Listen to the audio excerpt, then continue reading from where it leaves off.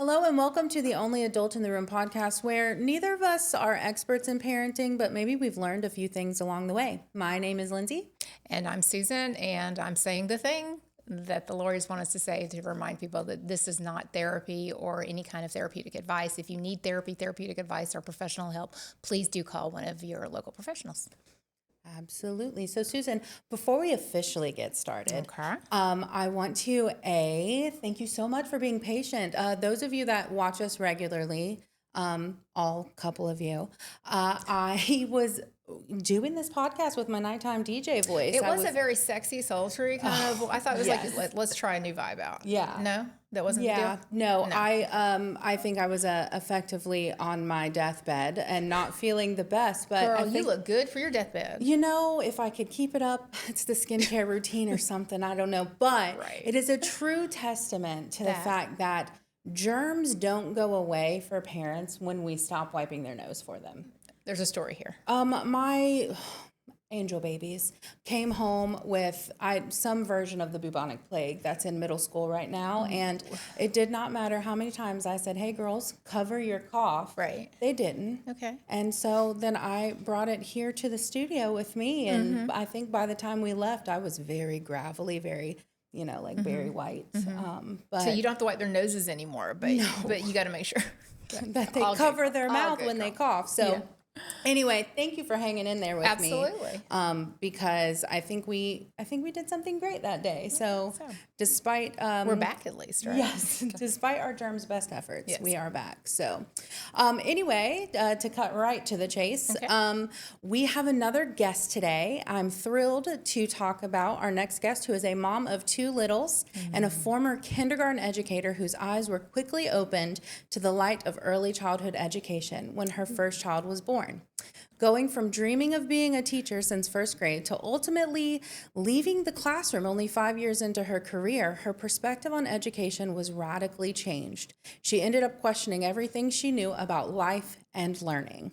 3 years later, she and her husband believe that the world is full of learning opportunities. You just have to be intentional about finding them. Help us welcome Ashley. Thank you. Thank you for having me. Yeah, thank I'm you for excited. coming.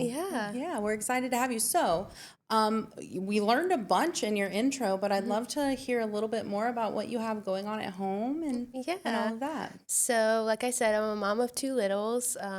I have a 3-year-old son and a brand new baby girl at home. She actually just turned 3 months today. Oh, wow. So- Really new, baby. Okay, thank you for coming. Okay. Yes. Yeah. So I am originally from South Florida and was born and raised there, and then moved to the Blue Ridge Mountains, and then moved back down to South Florida, where I met my husband in the Florida Keys. We've been married for about 7 years, and we moved up to the Panhandle about 5 years ago. And like I said in my intro, I used to be a kindergarten teacher, but life had different plans for me. Yeah, and I hope you're like going to dive into that one, because I'm just like, ooh, she was in the classroom, now she's out of the classroom, now what is she doing? And to have everything kind of change like that, like I want to be a teacher, and then like now that I see this thing, That's the right. things, now that I see what's going on in the classroom, Absolutely. I think maybe Reality hit reality hits you a little differently, Yes. and that is where I'm really interested in making sure we talk with Ashley on. Oh, we will absolutely get there today. I do want you to share with us a little bit about what this journey with a new baby has been like. I think a lot of new parents out there can relate to this notion of, I've already got one child who's got all my love, right? And then now I have to double it, divide it. Like, how does that work? How's that been for you? Absolutely. So I remember being in those shoes whenever I first found out that I was pregnant with my second, of how am I supposed to divide my love?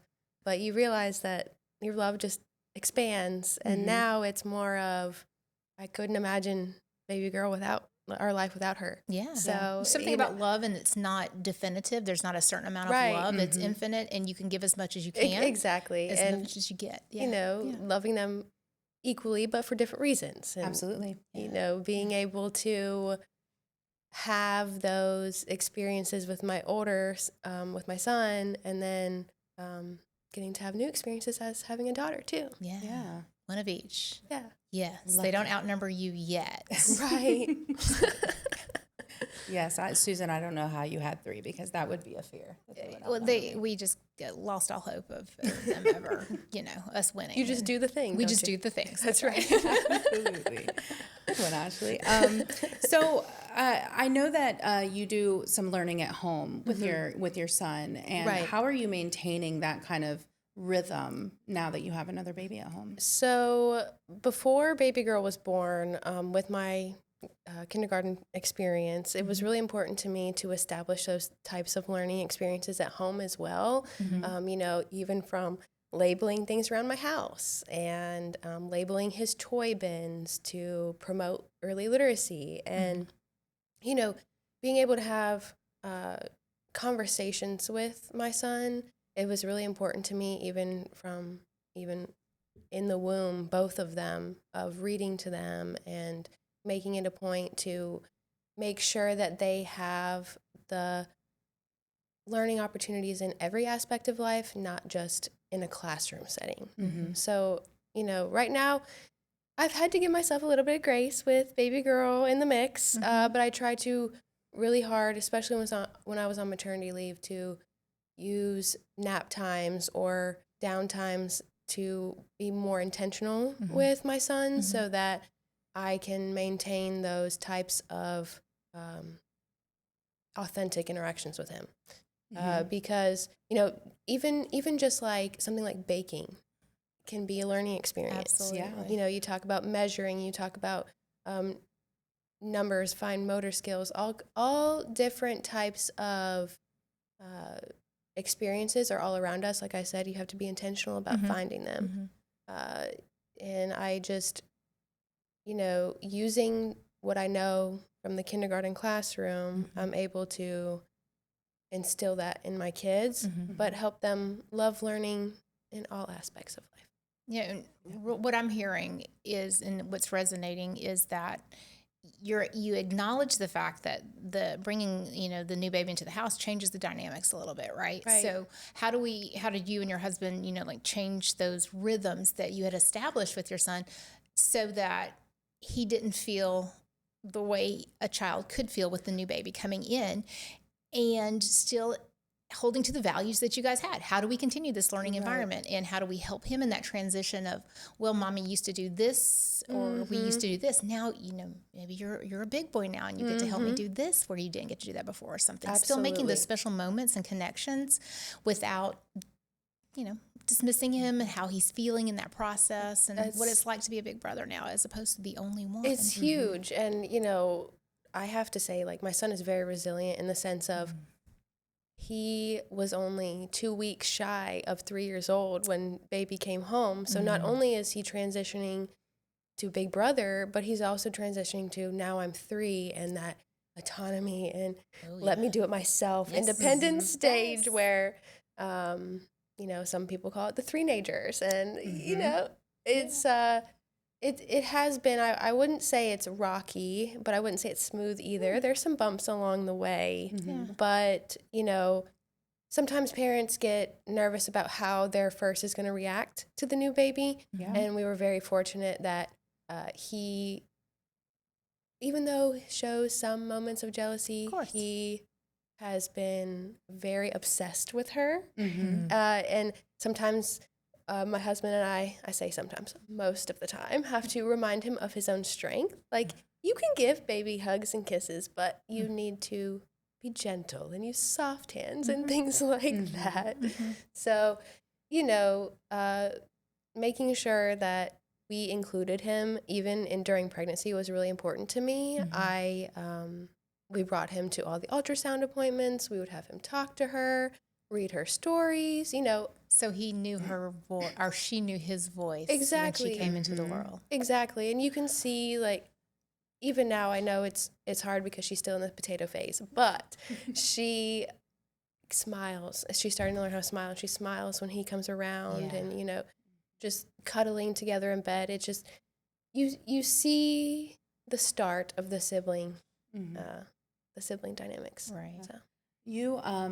You mentioned something very early on in this conversation about enriching your children's life with language, and then also how you were talking to your son before he was even born. How I would love to learn a little bit more from you on how you're infusing language every day at home. So I think part of it is just having those authentic conversations with him about all the types of experiences that he's going through.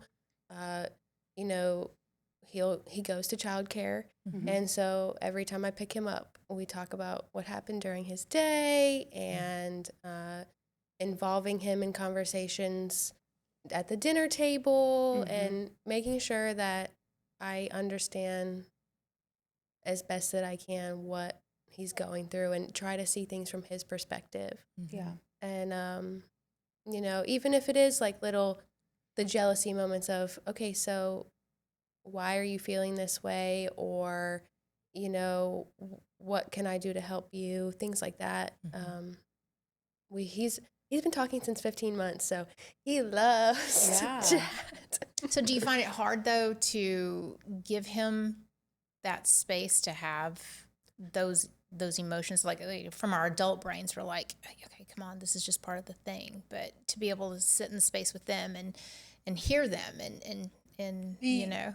Yes, absolutely. I think it's taken a lot of intentionality to be mindful of his feelings and not dismiss them so quickly just because there's other things that have to be done around the house or, you know, taking that time. I feel like whenever I step back and pause and just give him a moment to let it out and then co-regulate with him, it helps the... So help the listener or the viewer know, what does it mean to co-regulate? Because we had another guest who said that word, and I'm like, oh, we should have talked about that a little So co-regulation is basically where you as the adult, your calm becomes their calm.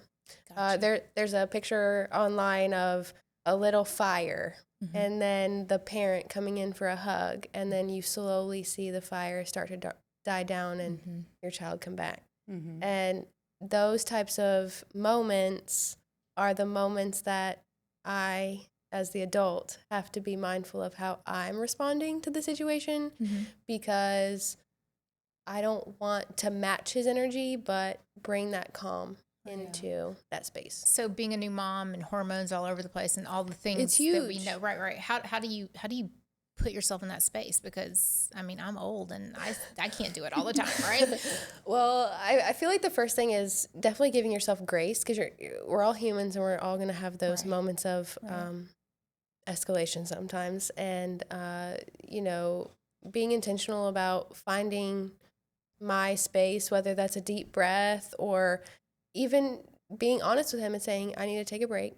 I'll be right back. Love that. And then when I come back, we'll talk about it. Or honestly, it helps me calm down just by giving him a hug too.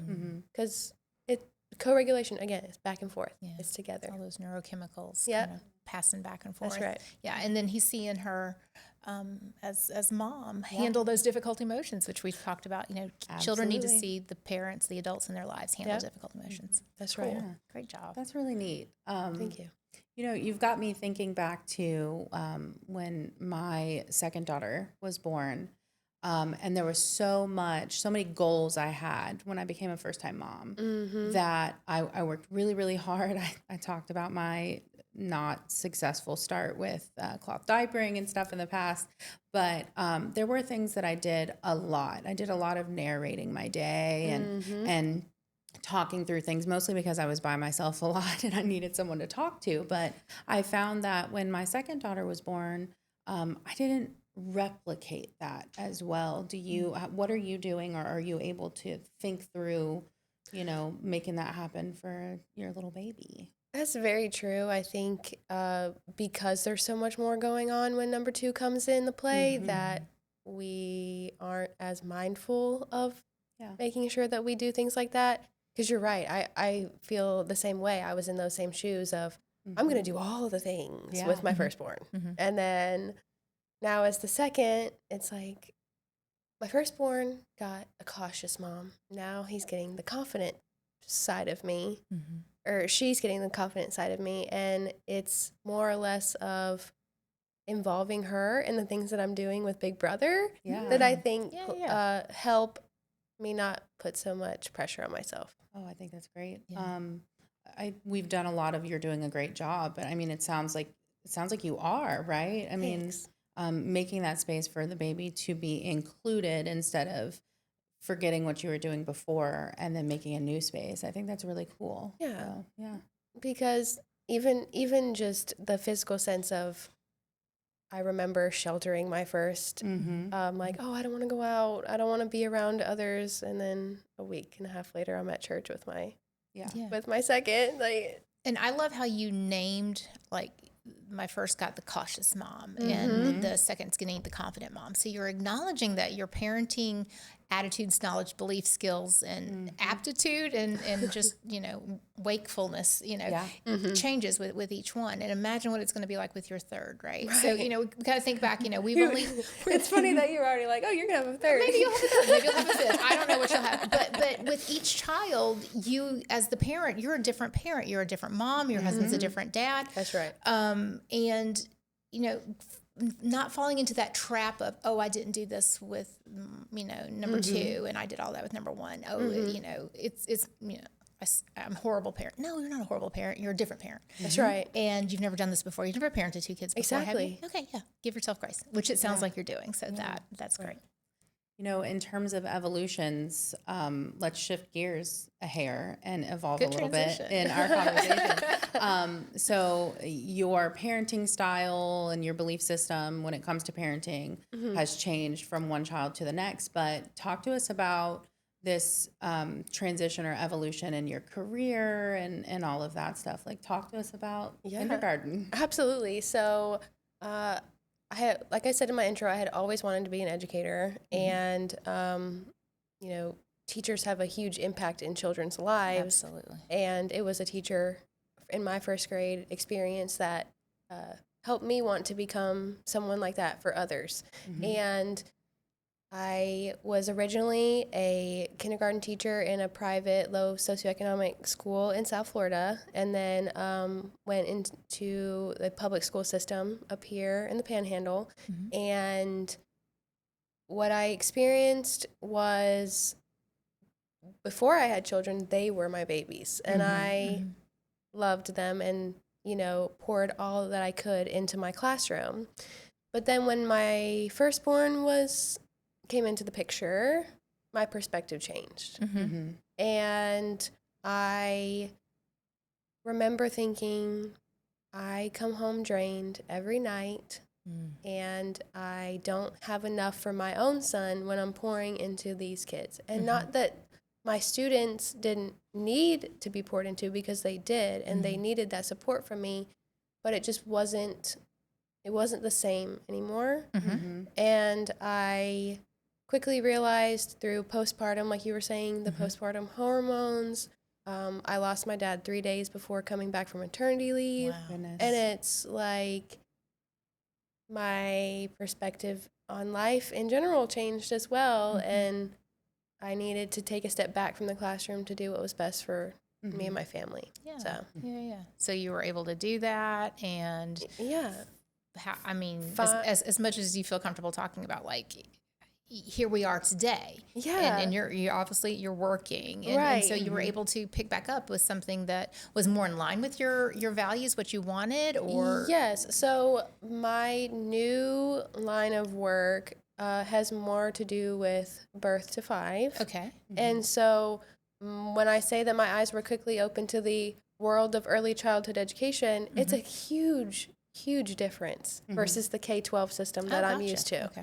Because the things that I learned going to school to become a K-12 teacher are a lot different from what I learned whenever I stepped into this role of birth to 5, because we always talk about birth to 5 being the foundation, but I never knew what that looked like for the kids who came through my door entering kindergarten. Right. So now in my position, let me interrupt real quick. When you say I never knew what that looked like, you never knew what that looked like for each child that comes through. So, correct. Okay, Or their foundation that they yes, have. Okay. yes, Okay. and children in general, and some of the things that we recommend to see happen in birth to 5, because we talk about how the majority of their neurons are created during that time. 90% of their brain development within the first it's like 4 to 5 years. Yeah.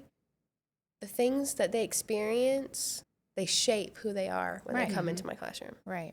And so, it's knowing what they can do during those foundations is important for entering kindergarten. And with my role now, my job is to be able to marry what kids need to know for kindergarten versus how to do that in a developmentally appropriate way. Ooh, I love that phrase, developmentally appropriate. Right, Yeah. because sometimes it's so easy to expect so much from these kids.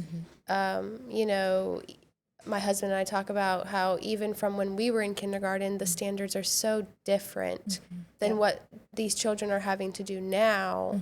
And so, having that classroom experience in kindergarten and knowing the pressures of what they have to know before they can move on to the next grade versus what they're receiving in any type of learning experiences in birth to 5, it's really important to me that we marry that concept that, yes, they do need to know how to do these things, but how can we do that in a way that's good for them?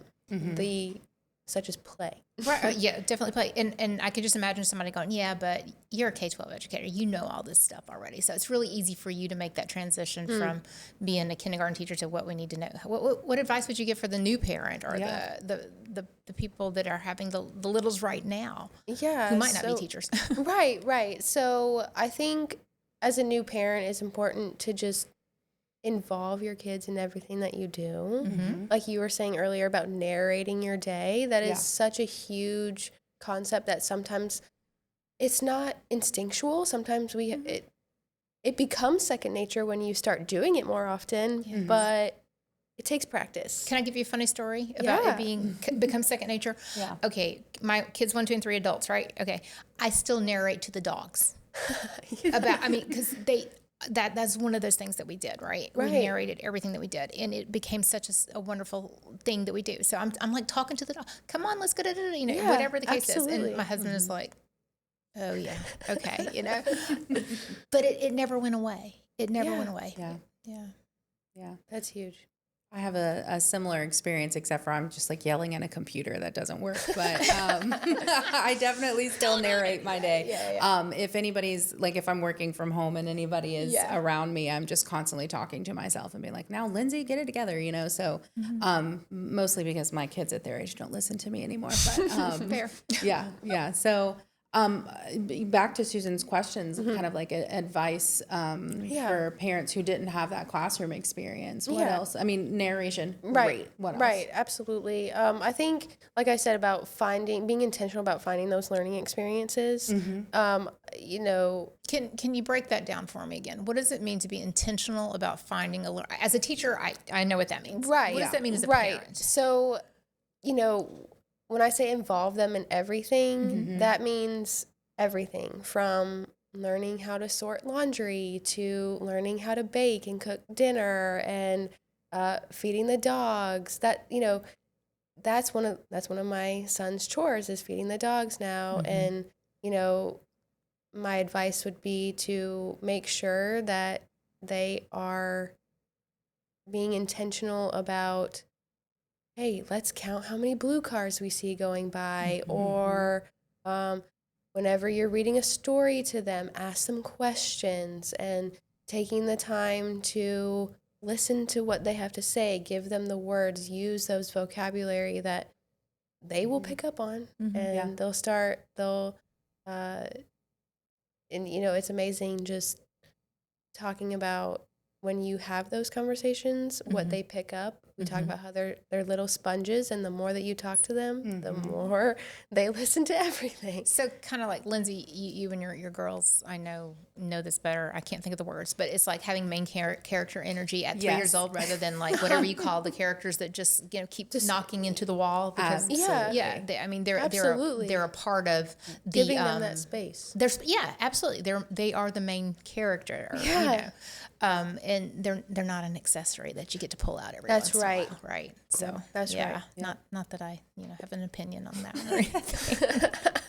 Okay, so I do want to know a little bit more, I guess, about how you've managed seamlessly this transition to working in birth to 5, and I guess along the lines of more advice, perhaps, what as a kindergarten teacher did you see or not see coming into your classroom that perhaps the odd parent out there that's like, I need to know what they need to know, would want to hear? I think a lot of parents, especially now with social media being so readily available, that we need to get XYZ number of letters finished before they enter kindergarten. They need to know this many sight words. And, as a kindergarten teacher, we're going to go over those things. Yeah. And we're going to talk about them, and they'll have many opportunities to practice. I would have rather seen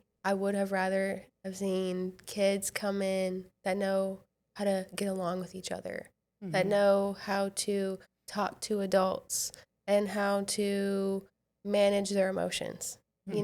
Things like that are sometimes put to a side whenever we talk about the academics, because academics have had such a huge backing to them for so long that we miss the social emotional part.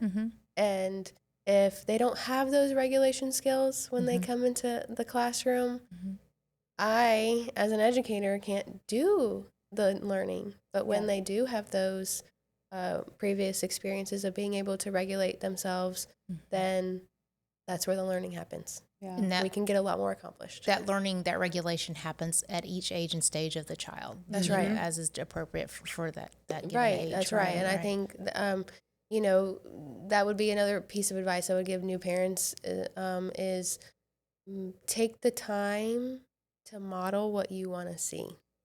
Because you are unintentionally anyway. Right. And what the children see at home, they're going to carry with them. Yeah. So didn't you love it when they said, I don't know where they picked that up from. And you're looking at them going, neither do I. Knowing what you know. Yeah.